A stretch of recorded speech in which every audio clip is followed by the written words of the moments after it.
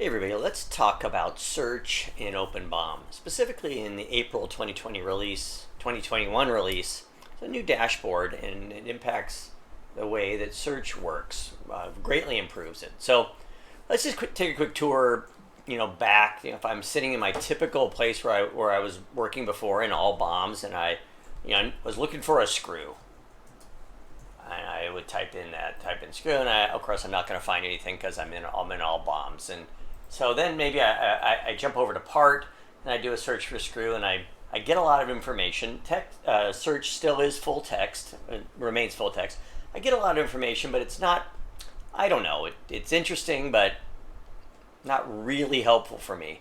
So what I'd like to encourage you to try is return back to your, to BOMs and items. This is kind of the conjugate of all your BOMs and all your items in one place, and run a search there, like I just ran for screw. And all of a sudden I kind of start getting something that feels a little more interesting. I can click on one of those. I can go to where used. I can see, oh, that screw is used in the skateboard. I can click on this and open that BOM if I want. Now, what about this one down here? Okay, that one's used in the valve top level assembly. Okay, so, by the way, all the other search facets are still available right here.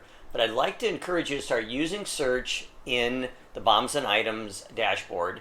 And don't forget, it also applies just the same over here in when you're in list view. So, and remember, these columns are configurable using choosing one of the other views. So there's a separate video on that. So anyway, back to search. The search is full text. Give it a try from BOMs and items. Be sure to select your item and then follow it for where used or wherever you want to go. So I hope you find that useful. Thanks.